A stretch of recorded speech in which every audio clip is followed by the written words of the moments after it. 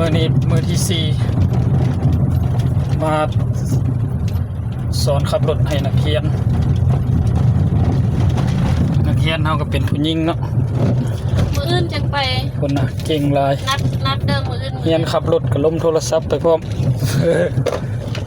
ย่านเอาปลาหญ้าแถวนี้บ่เฮ็ดเบรกบ่นั้นบ่หรือว่าใส่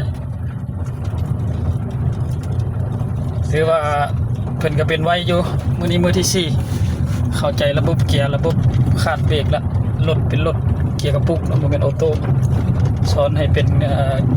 รถกระปุกก่อนแล้วไปขับออโต้ก็คือสิสบาย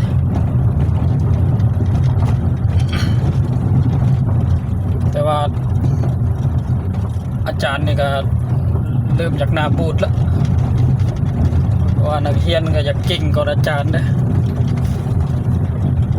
ให้สอนลายก็บอกลายก็บ่ได้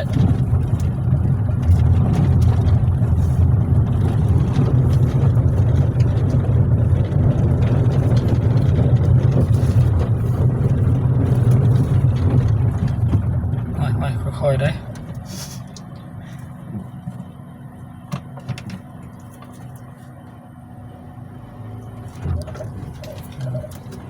ออกตัวซ่าๆนี่ถือว่าผ่านอยู่หักโค้งได้แล้วจังว่าโค้งซอกบ่ดับแล้วเวลาออกตัวกันนิ่มแล้วเพราะเดี๋ยวหมอนั้นนะจะมีในท่าวิดีโอแล้วจะไปพักเสียงข้างๆมันเป็นอย่างนั้นจะพักไปพอมันบุครับเน็ตบอกจิ้วเขาอันถ่ายคลิปลงเขาไม่ได้พักพร้อมเลยเขามีในท่าแล้วเขาจิ้วไปพักเพราะเขาจะครูวิธีการเมาเนี่ยไม่สายไปขวาใช่ก็ได้สายบ้าขวาก็ได้ซ้ายซื้อก็ได้ขวาก็ได้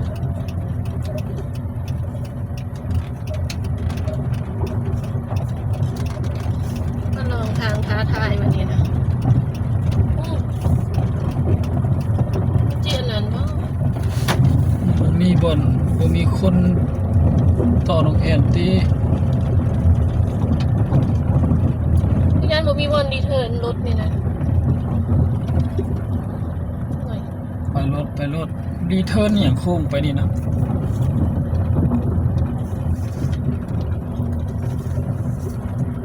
ใครในเขาเจ้าบ่ได้มาต่อตรงนี้ไปรถนี่แหละใช่ไหม